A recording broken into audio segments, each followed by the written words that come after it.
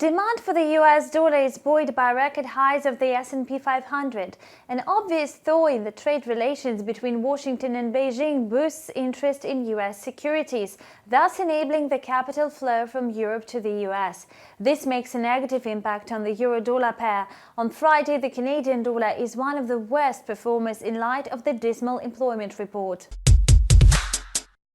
Meanwhile, the US dollar index is extending strength against most rival currencies. It opened the New York trade at near 98.29.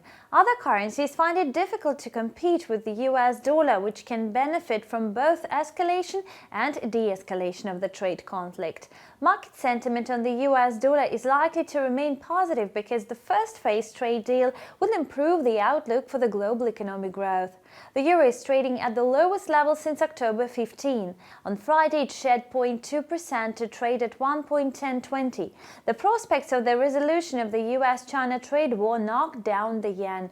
It slumped to a 5-month low against the US dollar. Despite the growing likelihood of the trade deal, investors take it with a pinch of salt. Some officials of the White House and other government agencies dislike the idea of lifting the tariffs introduced earlier. Today, traders cheered macroeconomic data from China. Both exports and imports declined in October to a lesser degree than expected. Traders view this trade data as other evidence that recession fears are exaggerated. Later today, traders await important data from the US. A preliminary consumer sentiment index from the University of Michigan will be a barometer of consumer activity before the start of Christmas sales. Today, buyers of the Canadian dollar are especially concerned. Traders anticipated a batch of data on Canada's labour market to figure out how much the dovish stance of the Canadian regulator is justified. Besides, the data today will shed light on a further agenda for monetary policy.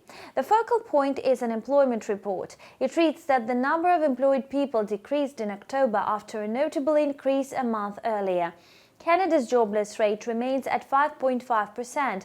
The loonie steeply dropped following the weak data. The US dollar versus the Canadian dollar pair surpassed the level of 1.32, with prospects for a further climb. That's all for today. Thank you for watching and have a nice weekend. Bye.